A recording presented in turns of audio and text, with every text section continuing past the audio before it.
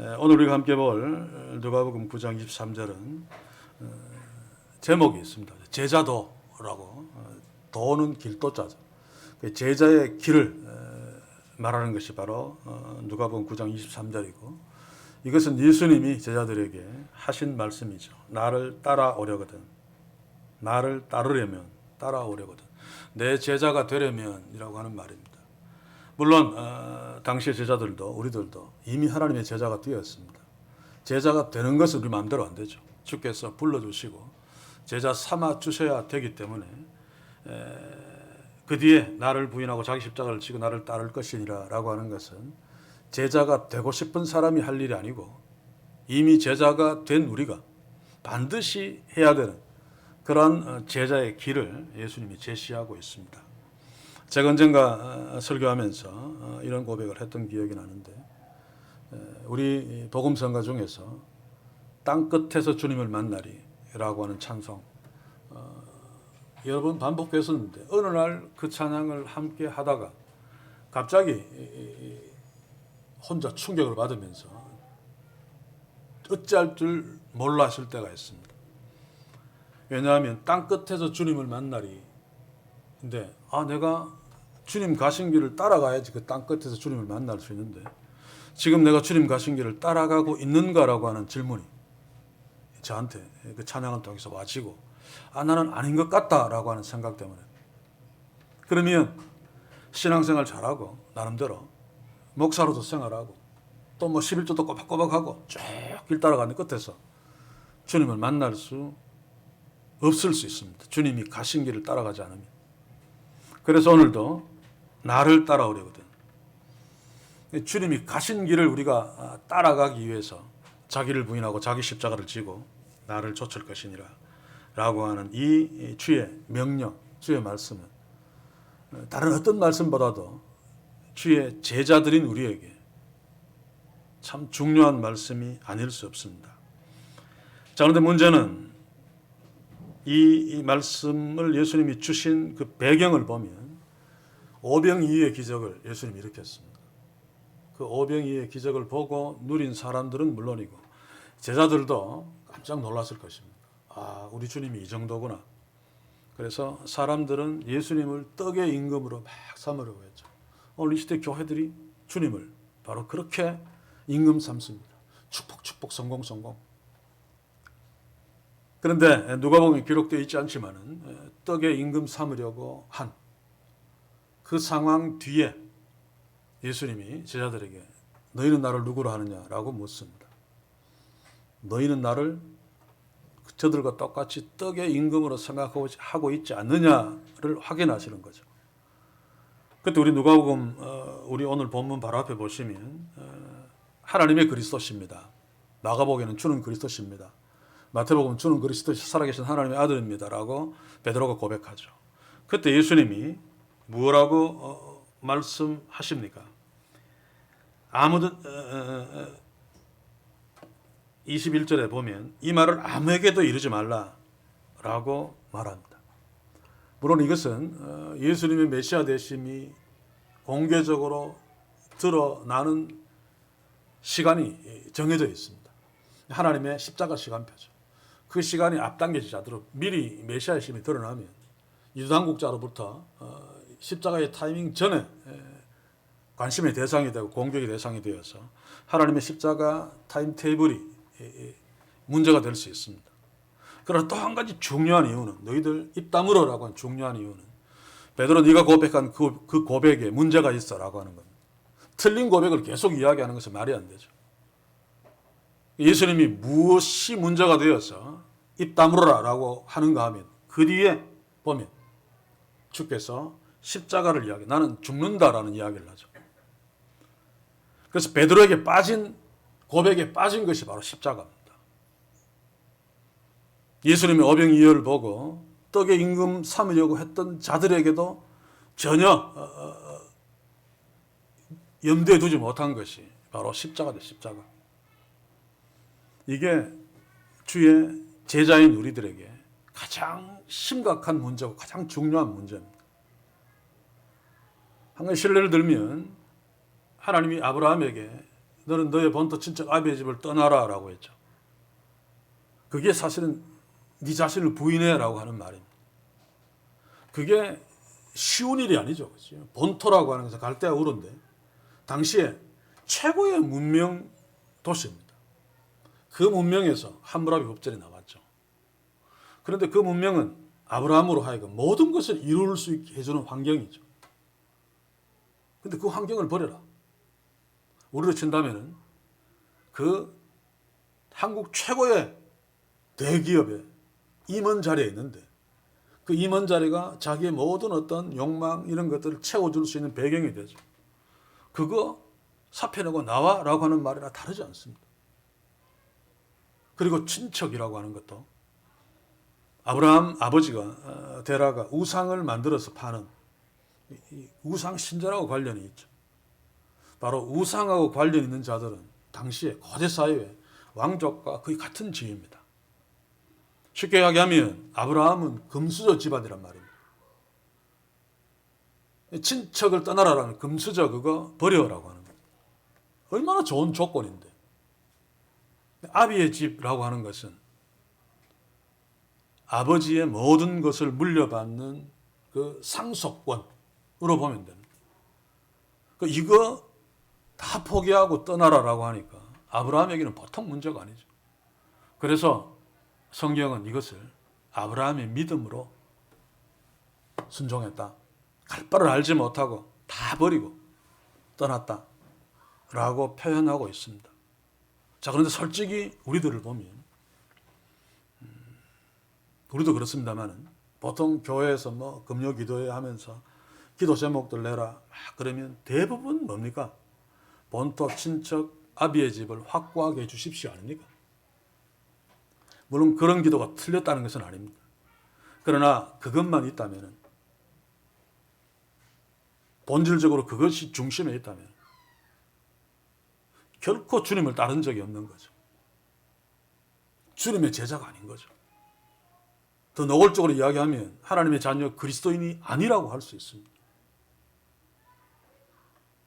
그래서 우리는 오늘 좀 극단적으로 심각하게 예수께서 너희들이 나를 따라오려거든. 너희들이 나의 제자인데 그러면 자기를 부인하고 자기 십자가를 지고 나를 좇아라고 하는 이 명령을 좀 진지하게 주목했으면 합니다. 저도 이런 극단적인 하나님 명령 앞에 서면 굉장히 부담스럽고 외면하고 싶습니다. 그리고 조금 시간이 지나가면 또 무뎌지고 맙니다. 왜냐하면 이것이 결코 쉬운 일이 아니기 때문에. 그래서 결국 답은 우리 속에 계신 성령의 도우심을 받는 길밖에 없습니다. 오늘 오전 말씀에 영어로 쓴다면 성령 말씀 앞에 서서 성령에 확신당하는 데 거하는 수밖에 없죠. 우리 힘으로는 절대로 못합니다. 주의 제자들은 아마 이 명령을 듣고 상당히 기분 나빴을 것입니다. 특히 그들은 유대인들이기 때문에 이 자아 정체성이 무지무지하게 강하죠. 우리 한민족도 좀 강한 편입니다. 그래서 자존심에 죽고 살잖아요. 유대인들은 훨씬 더 심각합니다. 그래서 유대인들이 막 자신의 야훼 하나님의 일신교, 유일신, 안식일 날 일 안 하고 전쟁이 일어나도 그냥 막 죽는 거 보통은 잘 이해를 못해도 유대인들에게는 그것이 자기들의 전부입니다. 자존심, 생명보다 훨씬 더 중요한 것입니다. 이런 유대인들에게 자기를 부인하라라고 하는 것은 사실은 기가 막힌 명령이 아닐 수 없습니다. 우리도 마찬가지 아닙니까? 타락한 교회들은 자기를 부인하고가 아니고 예수 믿고 교회 나오면 하나님이 너를 인정해줘. 그래서 세상에서도 이거야. 막 이런 식으로 반대로 가느라 그렇죠? 이 부분을 우리가 잘 안 되어도 틀렸다라고 하는 것을 확실하게 알 필요가 있습니다. 본토 친척 아비의 집을 떠나라라고 하는 것, 이게 하나님의 명령인데 우리는 기도할 때마다 이것을 확고하게 흔들리지 않게 붙들게 하시옵소서, 떠나지 않게 하시옵소서라고 하고 있는 우리의 실존을 살펴볼 필요가 있단 말입니다. 그래서 그렇지 못한다 할지라도 이것이 잘못되었다는 것을 알아야지, 인정하고 인식해야지 하나님의 적절한 때와 시간에 떠날 수 있습니다. 자, 그런데 떠나라는 것은 거짓 노릇하라는 것이 아닙니다. 가나안 땅을 주겠다는 거죠. 자기를 부인하고 나를 쫓으라는 것은 사실은 자기를 부인하지 못하고 있는 상태에 있는 자들이 알 수 없는 더 큰 축복을 이야기합니다. 마치 어린아이에게 요즘은 얼마입니까? 한 500원 주면 막대 사탕 2개 하는 것과 5만 원짜리 한 묶음 100만 원하고 얻은 것 할래 그러면 돈을 모르는 어린아이들은 이 사탕에 목을 걸 겁니다. 사실은 그것과 다르지 않단 말입니다. 그래서 자기를 부인하고라고 하는 것은 하나님께서 더 큰 축복을 주시려고 하시는 명령입니다. 단지 우리가 현재는 본토, 친척, 아비의 집, 사탕 2알 이게 훨씬 더 달콤하고 좋기 때문에 이것 붙들고 이것만 있으면 됩니다라고 하는 차원이라 할지라도 하나님은 아브라함에게 이거 버리고 떠나라. 나 네 만 원짜리 한 묶음 100만 원 줄게. 가나안 땅 줄게 라고 하는 것임을 우리가 기억하면서 오늘 주의 명령 앞에 섭시다. 자, 그러면 왜 주의 제자들이 자기를 부인해야 되는가 하면 그게 하나님 나라의 특징이기 때문에 그렇습니다. 하나님 나라가 그렇게 시작되었기 때문에 그렇습니다. 그렇게 시작된 하나님 나라 안에 있는 자가 그렇게 시작된 것을 부인해버리면, 그걸 부인해버리면, 자기를 부인하지 않으면, 부인하지 않는 자들로 인하여 하나님 나라가 전전하지 못합니다. 그렇죠? 하나님 나라가 어떻게 시작되어졌습니까? 빌립보서 2장 6절에서 8절을 한번 보십시오. 그는 근본 하나님의 본체시는 하나님과 동등됨을 취할 것을 여기지 아니하시고 오히려 자기를 위해 종의 형체로 쭉 보시면 하나님이신 예수님이 자기를 부인했습니다. 하나님이 그 영광, 그 자리 부인하고 인간이 되신 거죠. 자기의 그 영광의 자리를 부인하지 않으면 인간이 될 수도 없고 인간이 되었다 할지라도 그 처참한 십자가를 지실 수 없습니다. 십자가로 말미암아 시작된 천국 하나님 나라는 예수님이 철저하게 하나님 되신 예수님이 자신의 그 영광 그 모든 것들을 철저하게 포기하고 부인했기 때문에 십자가가 세워졌고 그 십자가로 말미암아 하나님 나라가 시작된 거죠. 그래서 주의 제자들은 반드시 자기를 부인하고가 필요합니다. 교회 꼴이 제대로 되려면 목사가 목사의 어떤 권위, 목사의 자기를 부인해야 됩니다. 저도 잘 안 됩니다만 애는 써도 가정에서도 마찬가지죠. 남편 자신이 해야 될 의무는 잘 감당해야 되지만 남편이라고 하는 권위, 그 특권 이것은 부인되어져야 됩니다. 그래야지 진짜 남편 노릇을 할 수 있고 진짜 아내 노릇을 할 수 있고 진짜 부모 노릇을 할 수 있죠. 교회에서도 마찬가지입니다. 그래서 예수님이 자기를 부인하라 라고 하는 명령, 우리는 하나님 나라 백성으로 또 하나님 나라의 그 사명을 맡은 자로 반드시 가슴에 새겨야 될 것입니다. 예수님이 지는 안 하고 명령한 것이 아니라 예수님이 자기를 부인하고 십자가를 지심으로 하나님 나라를 시작해 하셨고 그 하나님 나라에 필요한 일들을 맡겨주신 제자들에게 너희들은 나처럼 자기를 부인해 라고 지금 말씀하고 있습니다. 요한복음 21장 17절을 보시면 예수님이 요한의 아들 시몬아 네가 나를 사랑하느냐 라고 묻죠. 이게 다르게 이야기하면 네가 네 자신을 포기했느냐 부인했느냐 라고 하는 질문입니다. 왜냐하면 아가페의 사랑, 진짜 사랑은 자신을 부인하지 않고는 할 수 없습니다. 그래서 보통 세상에서 우리도 그런 착각을 합니다만 나는 정말로 사랑해. 내 자녀를 사랑하고 또 지체들을 사랑해. 정말로 사랑한다라고 하는 것은 그게 착각일 수 있습니다. 그 사랑은 왜 사랑합니까? 내 영역 안에 내 소유이기 때문에 그렇습니다. 내 것이기 때문에 그렇습니다. 자기를 부인한 사랑이 아니란 말입니다. 베드로가 그랬죠. 죽어도 나는 주를 부인하지 않습니다. 다른 사람 다 그래도 라고 하는 말은 나는 정말로 주님을 사랑해요. 죽도록 내 생명이 끊기는 한이 있어도 나는 주님을 버리지 않습니다. 라고 하는 것이 베드로의 고백입니다.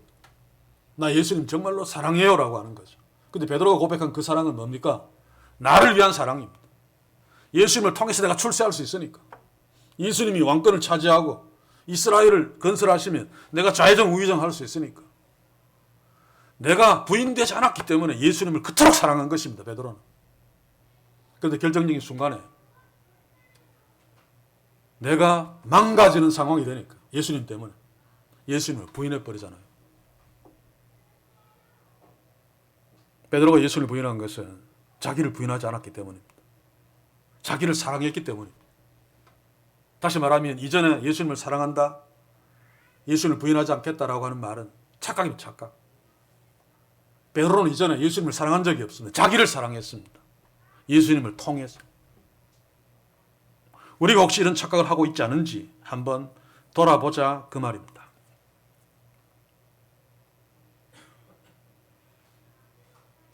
자기를 부인하는 삶. 아무리 강조해도 지나치지 않습니다. 그래서 예수님은 자기를 부인하고 라고 명령하고 있는 거죠. 하나님 나라가 그렇게 시작되었고 하나님의 자녀들은 그렇게 살아야 되기 때문에 그렇습니다. 우리는 누굽니까? 예수 믿고 어떻게 된 자들입니까? 고린도후서 5장 17절에 보시면 그런즉 누구든지 그리스도 안에 있으면 새로운 피조물이라 이전 것은 지나갔으니 바로 새 것이 되었도다. 새 것입니다. 이전 것은 다 지나갔고 새로운 피조물입니다. 예수의 피의 능력으로 새 것이 되었죠. 그런데 새 것이 된 그리스도인들의 갈등이 뭔가 하면 옛사람 또 옛것 새 관한 소위 말해서 죄성이 그대로 남아있다는 것입니다. 소위 말해서 죄를 좋아하는 습성이죠. 이것을 신학적인 용어로는 자연인이라고 이야기합니다. 자연인. 거듭난 하나님의 자녀로서의 사람이 아니고 자연인, 원래 사람. 이게 바로 죄를 좋아하는 사람, 죄성이 있는 거죠. 그래서 하나님께서, 예수께서 자기를 부인하고라고 하는 것은 사실은 죄성에서 나오는 욕망, 이기심, 자존심 이런 것들을 부인하라고 하는 것입니다. 그런데 이게 그냥은 절대로 안 됩니다. 사실. 바울과 같이 위대한 자도 바로 이것이 안 되어서 몸부림쳤죠. 로마서 7장 24절을 보시면 오라 나는 공고한 사람이로다. 이 사망의 몸에서 누가 나를 건져내라. 언젠가 제가 한번 설명했죠. 이것은 사형의 한 방법입니다. 시체와 같이 묶어서 그냥 뭐 동굴 같은데 그냥 처박아 놓는 거죠. 수시로 먹을 것을 줍니다. 그러나 시체와 같이 묶여 있으니까 시체가 계속 썩어 들어가면서 자기도 같이 썩어 들어가 죽고 굉장히 잔인합니다. 그러나 십자가보다는 잔인하지 않는 모양입니다. 그렇죠? 바울은 구원받아 하나님의 자녀가 되어 새로운 피조물로 되어서 지금 살아 숨쉬고 있는데 옛사람, 시체 같은 옛사람이 그대로 남아 있었어. 여기서 내가 어떻게 자유할 수 있는가? 라고 하면서 고뇌하면서 이 사망의 몸에서 누가 나를 건져내랴. 우리에게 이런 고민이 있어야 됩니다. 이 고민이 바로 죄와 싸우는 배경이죠. 저는 목사입니다만 매일매일 큐티하면서 기도하면서 나의 죄성으로 말미암은 생각, 행동에 대해서 항상 심각함을 느낍니다. 그러면서 이 죄의 모습들이 겉으로 드러나지 않는 것, 눈에 보이지 않는 것, 때로는 얼마나 감사한지 모릅니다. 이거 다 보이고 이마에 막 삭삭 새겨지면 얼굴 두고 못 다닐 테니까. 그런데 이런 어떤 의식이 없는 그리스도인들이 있단 말입니다. 제가 어떤 상황에서 보니까 신앙 좋다고 하는 사람, 믿음이 좋다고 하는 사람, 기도 많이 하고 신령하다고 하는 사람이 대체로 반비례하는 것 같아요. 자신이 얼마나 지독한 죄인인가를 잘 몰라요. 사는 성도 여러분, 바울이 괴로워했다. 누가 이 사망의 몸에서 나를 건져내냐. 이런 갈등, 이런 고뇌, 이런 고민들이 우리에게 풍성하기를 주의 이름으로 간절히 소원합니다. 그래야지 싸울 수 있고, 그래야지 이겨낼 수 있고, 그래야지 극복할 수 있습니다. 그래야지 성령의 도우심을 구하면서 성령의 법을 따를 수 있죠. 우리의 죄가 얼마나 지독한 것인가 하면 로마서 3장 10절에서 18절을 보시면 실감할 수 있죠. 로마서 3장 10절에서 18절 다 읽지는 않겠습니다만 의인은 없는 하나도 없다. 쭉 내려가면 저희의 목구멍은 열린 무덤이요 그 혀로는 속임을 베풀고 그 입술에는 독사의 독이 있고 하나도 뭐 말하는 것 좀 죄성이 있어서 좀 나쁜 말 하고 뭐 그러지만 나는 입술에 독사의 독이 있지는 않아. 이 정도는 아니야. 아마 대부분 그렇게 생각할 수 있습니다. 저도 이 부분을 읽으면서 저는 이 정도는 아니다. 그 말은 피를 흘리는데 빠르고 이 정도는 아니라는 생각이 들어요. 그런데 아니란 말입니다. 바울이 로마서에 그 위대한 복음을 선포하면서 인간의 죄성을 이렇게 폭로한 것은 우리 모두가 이렇기 때문에 하나님이 주신 예수의 십자가가 얼마나 중요한 것인지를 깨닫도록 하는 거죠. 이 자신이 좀 괜찮다고 생각할수록 예수님이 간절하지 않습니다. 십자가 간절하지 않습니다. 그렇죠? 그래서 바울이 시간이 갈수록 더 믿음이 성숙할수록 자신의 더 죄인됨을 발견하죠. 마지막에는 나는 죄인 정도가 아니고 죄인의 괴수다, 두목이다라고 고백했습니다. 그것은 십자가에 더 가까이 갔고 더 성숙했고 또 하나님 보시기에 더 선한 자, 더 의인이 되었기 때문에 깨달을 수 있는 현상이죠. 오늘 이 로마서에 나와 있는 이 죄성이 모든 인간의 어마무시한 죄성임을 우리가 이해할 수 있는 이야기가 하나 있죠. 제가 이름을 잘 몰라서 보겠습니다. 아돌프 아이히만, 아마 아는 자도 있을 것입니다. 이게 나치 홀로코스트의 주범 중에 한 사람이죠. 독일이 참 대단한 것은 그 이후에도 그 정범을 끝까지 쫓아서 최근에도 뭐 몇 년 전인지 모르겠습니다만 마지막 범죄자 뒤에 또 있을 수 있죠. 거의 다 죽었다고 보고 잡아가지고 재판하고 뭐 사형시킨지 안 시킨지 모르겠습니다만 그런데 이 아히만도 2차 대전 후에 숨어서 지내서 난미로 도피하고 도망가다가 나중에 끝내 잡혀서 이제 재판정에 섰는데 증인들이 필요하잖아요. 이 사람 때문에 가스실에 들어가서 죽은 자들 또 죽은 자들의 가족들 고생하다 겨우 살아남. 그 어떤 한 친구가 이 아이만에게 그렇게 많이 고통당하고 뭐 죽은 거나 다름없는데 어찌 살아서 난 한 사람을 법정에 세웠다고 합니다. 이름은 데누르, 예헬 데누르. 그 미국 사람은 독일 사람도 아닌 것 같고 그 재판정에 증인으로 섰는데 아이만은 죄수석에 있겠죠. 그것을 이렇게 유리로 다 막아가지고 얼마나 위험한 범죄자로 취급했으면 다른 사람들의 피해가 없도록 그렇게 밀폐된 근데 유리로 돼서 이제 볼 수 있도록 그렇게 앉혀놓고 이 데누르에게 저 사람에 대해서 이제 검사가 신문하겠죠. 얼마나 어떻게 당했느냐. 그 데누르가 증인으로 나와서 증인석에 앉아서 아이만을 보는 순간에 옆으로 쓰러지면서 막 비명을 지르고 울고 그러다가 기절을 했대요.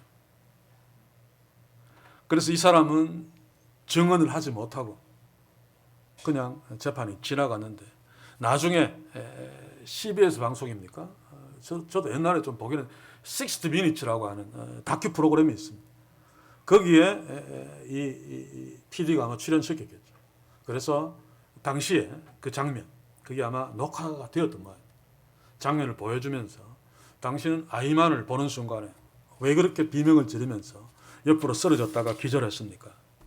보는 순간에 옛날에 그 막 고통이 생각나서 너무 괴로워서 그랬습니까? 아니면 저놈에 대한 증오심이 막 불타올라서 그랬습니까? 라고 그 기자가 사회자가 질문하니까 고개를 가로쥐으면서 아닙니다라고 대답했다. 그 이유가 뭡니까? 라고 물으니까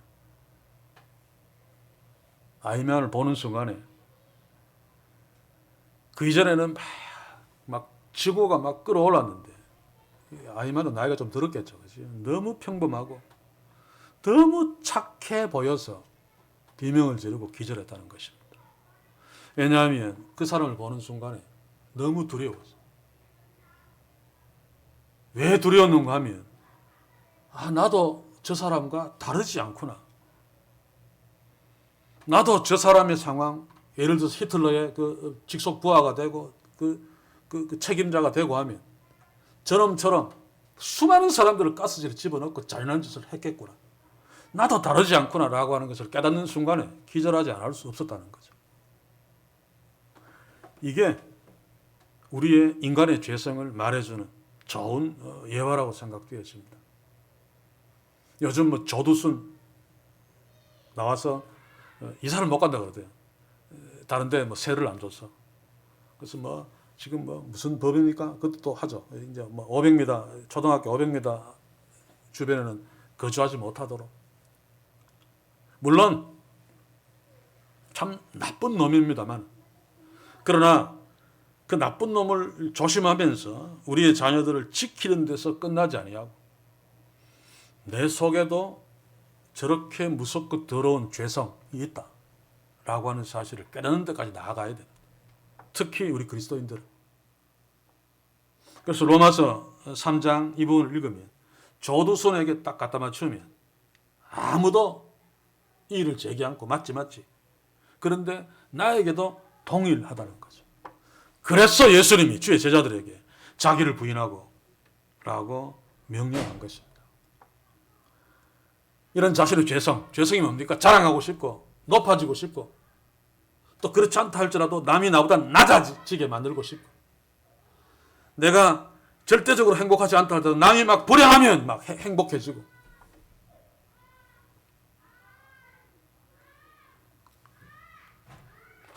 이런 죄성이 부인되지 않으면 어떻게 자기 십자가를 지고 주를 좇을 수 있겠습니까?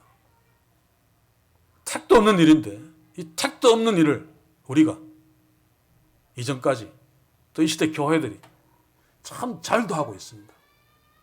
그러니 다 헛방입니다. 자기가 부인되지 않았으면 주께서 가신 길을 갈 수 없음에도 불구하고 주의 제자처럼 폼내고 살았기 때문에 아무것도 아닌 제자의 삶을 산 거죠. 특별히 자기를 부인해야 되는 중요한 이유가 뭔가 하면 부인해야만 예수님이 말씀하신 날마다 제 십자가를 지고 주님을 좇을 수 있습니다. 예수님의 제자들이 십자가를 지고 네 십자가를 지고 했을 때 아마 소름이 확 끼쳤을 것입니다. 우리는 잘 실감 못하죠. 십자가 시대가 아니기 때문에. 얼마나 지독한 사형틀입니까? 제가 십자가 설교를 할 때 종종 이 십자가의 잔인함을 얘기했습니다만 그런데 그 십자가를 진다는 것은 재판정 앞에서 사형 선고를 받고 십자가형이라는 선고를 받고 십자가의 한 부분을 지고 자기가 죽는 장소까지 가야 되죠. 근데 가는 동안 주변에 사람들이 보고 돌 던지고 침 뱉고 또 로마 병정은 채찍으로 때리고 너무너무 수치스러운 길을 가야 됩니다.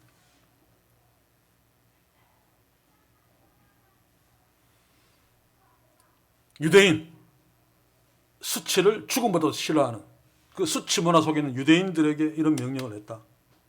우리가 잘 상상할 수 없는데 우리들도 뭐 사실 한민족도 이 자존심이 굉장히 강하잖아요. 양반들 보면 그렇죠. 굶어 죽어도 양반 폼을 그걸 놓지 않지 않습니까? 그런데 그런 수치와 고통을 의미하는 것이 자기 십자가를 지고. 근데 우리는 막 힘들게 고생하고 밤을 새워서 뭐 일하고 이런 건 주를 위해서 일 잘하는데 소위 말해서 쪽팔리는 거, 자존심 상하는 거 이런 거 당하면 못 견디잖아요. 저도 잘 못 견딥니다. 특히 저는 좀 심한 것 같아요. 죽으면 죽었지. 차라리 죽는 게 낫지. 사람들 앞에서 자존심이 짓밟히고 수치당하는 거 참 견디기 힘들죠. 왜 견디지 못하는가 하면 자기가 부인되지 않았기 때문입니다. 그래서 예수님은 자기를 부인해라. 왜냐하면 제자가 주님을 따라가는 그 길이 그 수치 십자가를 지고 온갖 수치 침뱉음 욕 얻어먹으면서 가야 되는 길이기 때문에. 그리고 문제는 십자가를 지고 막 고생해서 100년 200년 또는 뭐 10년 가더라도 그 끝이 완전히 막 역전되어서 막 왕관 쓰고 이 올림픽에서 3단 1단에 올라가가지고 막 이러면 그래도 막 이를 악물고 수치를 당하면 십자가를 지고 쫓아가겠는데 십자가의 끝이 뭡니까? 죽음이에요, 죽음. 그러니 자기 십자가를 지고 나를 쫓을 것이니라 라고 명령한 그 명령이 유대인은 제자들에게는 기가 막힌 명령이 아닐 수 없습니다. 그래서 자기를 부인하고 가 전제되지 않으면 절대로 못합니다. 그래서 오늘 오전에 말씀과 연계시키면 하나님의 말씀 앞에 서지 않으면 절대로 안 됩니다. 왜냐하면 하나님의 말씀 앞에 서야지 성령의 확신당함에 거할 수 있기 때문에 자기를 부인할 수 있습니다. 잘 안 돼도 결정적인 순간에 부인하게끔 성령께서 역사해 주십니다.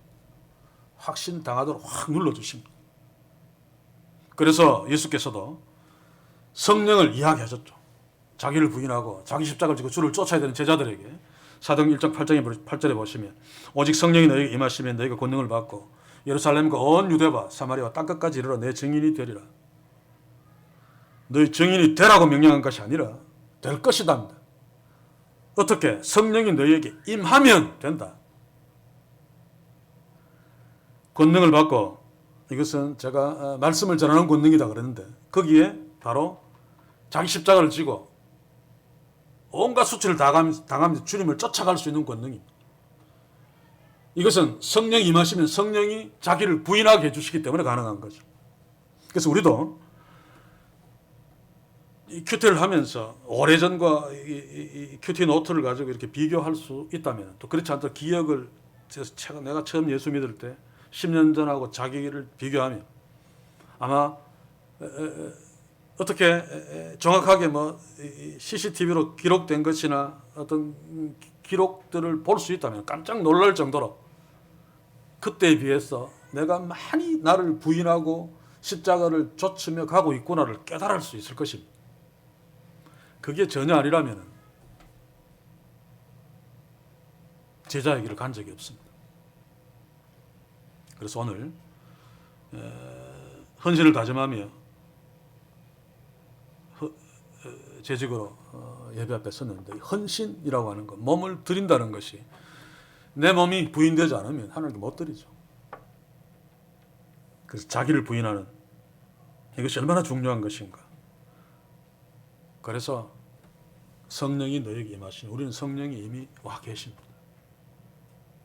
와 계셔서 성령이 우리를 다스리시고 계시는데 사람마다 그 강도와 범위가 다릅니다. 성령이 강제로 막 우겨넣는 것이 아니고 우리를 통해서 다스리시죠. 때로는 성령이 탄식하시기도 하십니다. 그래서 하나님의 말씀 앞에 서야 됩니다. 죄인이 하나님의 호흡인 하나님의 말씀 앞에 서야지 성령의 다스림을 받을 수 있습니다. 성령의 법을 의식하고 성령의 법에 순종하려고 애쓸 수 있습니다. 바로 그게 자기가 부인되는 것이고 자기 십자가를 지고 주님을 쫓아가는 것이죠. 강도가 강하든 약하든 크든 작든. 그런데 오늘 이 시대 교회들은 성령 충만하면서 결국 이 방언 받으려고 애쓰는 사람들도 보면 자기의 신앙의 위상을 어떻게 입증하고 싶어서 아무리 빌빌 걷다가도 기도할 때 막 방언으로 막 그것도 막 화려하게 하면 교회 안에서 위상이 확 달라져 버립니다. 제가 어릴 때 그 생각해 보면 그래요. 그럼 소문이 막 납니다. 그래요 막 우쭐해지죠 저절로 자기도 모르게.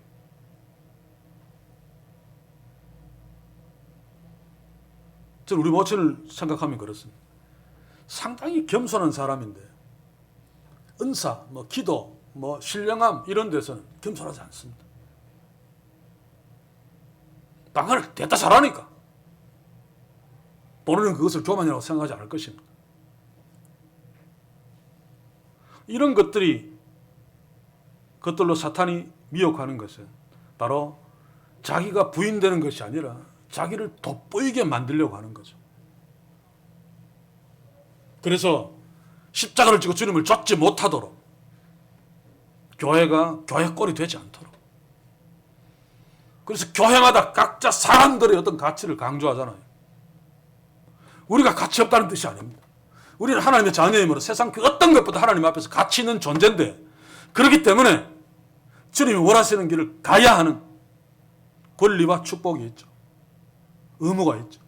그러기 위해서 세상이 말하는 그 가치, 이것이 부인되어져야 한단 말입니다. 그리고 주님처럼 수치와 고난의 길을 가야 되죠. 왜냐하면 진짜 하나님 나라, 하나님의 백성이 세상 사이로 가운데로 뚫고 지나가면 세상이 공격하고 핍박하게 되어 있습니다. 안 하고 박수치고 막 이러면 친구입니다. 친구. 절대로 자기를 부인한 주님의 제자가 아닙니다.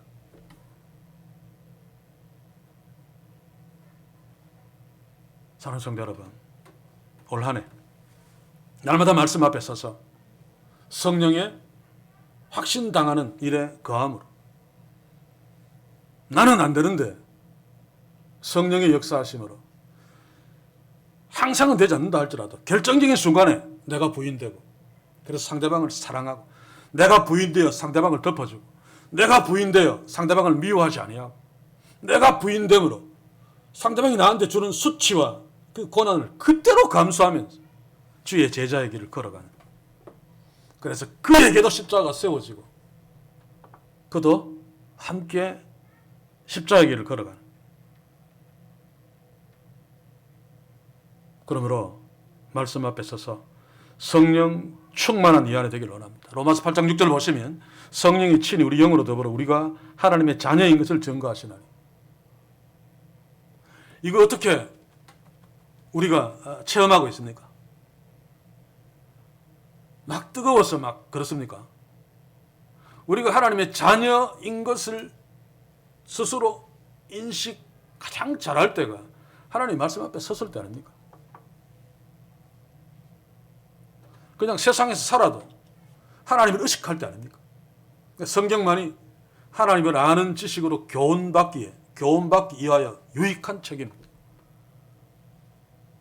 하나님의 자녀인 우리가 하나님의 자녀라고 하는 자의식 없이, 그 정체성 없이 산다는 것은 참으로 우습기도 하고 무섭기도 한 것입니다. 그래서 저는 한국교회 성도들이 정말로 주의 몸된 교회의 정체성을 정말로 가지고 있는, 아무리 작아도 빛으로 소금으로, 아무리 빌빌대도 철저하게 자기를 부인하고 자기 십자가를 지고 주를 따라가는, 그래서 땅끝에서 주님을 만나는 이런 자들이 재직으로도 헌신할 수 있습니다. 직분자 자리에서 폼 잡지 아니하고, 자기가 부인되니까 폼 잡을 수 없죠. 진짜 헌신하면서 나아갈 수 있습니다. 이제 한 절만 보고 말씀을 마치겠습니다. 성령의 역사로 말미암은 바울의 외침을 한번 봅시다. 로마서 8장 35절에서 37절 제가 한번 읽어 보겠습니다. 내가 누가 우리를 그리스도의 사랑에서 끊으리요? 환난이나 공고나 핍박이나 기근이나 적신이나 위험이나 칼이랴. 기록된 바 우리가 종일 주를 위하여 죽임을 당게 되며 도살할 양같이 여김을 받았나이다. 함과 같으리라. 그러나 이 모든 일에 우리를 사랑하시는 이로 말미암아 우리가 넉넉히 이기느니라. 이 사랑하시는 이가 주님이시고, 성령, 우리 속에 계신 성령으로 인한 주님의 사랑, 성령의 역사입니다. 우리가 바울이 표현한 대로 그 위험 앞에서 도살을 양같이 여김을 받았어도 우리가 넉넉히 그것을 이기는 것은 성령의 역사하심으로, 내가 부인되었기 때문에 가능한 거죠. 세상 나라에서는 개성이 강하고 자기가 철저하게 부인되지 않는 이런 자들이 성취욕도 강하죠. 그래서 어디를 가든지 뭔가 일을 만들어내고 잘하는 것 같습니다. 그래서 교회 아닌 교회에서 이런 자들이 필요합니다. 많이. 그래야지 뭔가 되죠. 막 만들고 이루어내고. 그런데 진짜 하나님 나라에서는 아닙니다. 자기가 부인된 자들, 정말로 수치와 고난을 감수하고 주님 가신 길 따라갈 수 있는 자. 예수님 베드로에게 물었듯이 네가 나를 사랑하느냐? 주님을 사랑하는 자. 내가 아니라 주님을 사랑하는 자.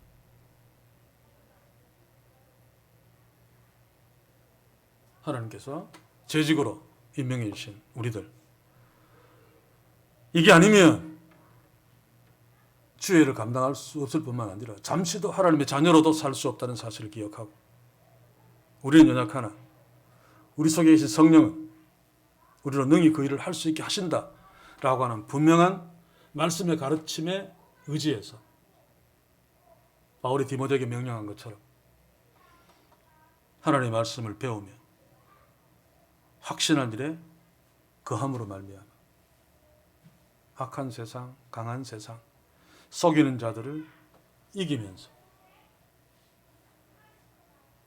주께서 가신 그 길을 고난과 핍박이 있어도 아멘하며 걸어갈 수 있도록 날마다 나의 자아, 나의 욕망, 나의 자존심이 부인되는 축복이 우리 모두에게 있어서 이 교회가 정말로 작은 천국이 되는, 조금도 자아 때문에 다툼이 없는, 조금도 자신의 자아 때문에 상대방을 미워하지 않는 그런 재직들이 있는 교회 공동체 되기를, 또 우리 가정 공동체 되기를 주의 이름으로 간절히 소원합니다.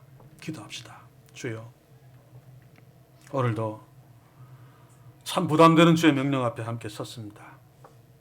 재직으로 임명받아 헌신을 다짐하며 예배자로 섰습니다만 자기 부인 없이 진정한 헌신을 할 수 없다는 것 오늘 말씀으로 확인합니다. 그러나 그럼에도 불구하고 우리는 이게 주의 명령이며 이래야 된다는 것을 알면서도 자주 이것을 잊어버리고 나를 중심의 성으로 말미암아 그토록 사랑한다고 고백하고 외쳤던 주님을 베드로처럼 부인해버리는 그런 자리에 잘 섭니다. 그러므로 교회 공동체 안에서도 때로 하나 되지 못하고, 가정 공동체 안에서도 때로 하나 되지 못하는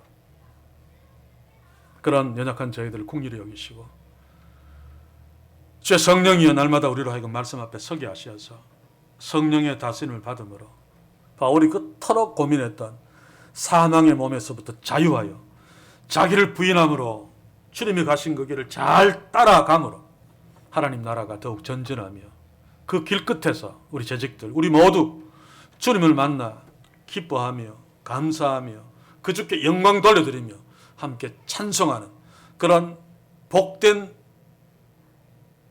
길끝을 주목하면서 현재의 삶들, 말씀을 인하여 성령의 역사하심으로 자기를 부인하는 삶의 축복을 우리 모두에게 허락해 주시옵소서.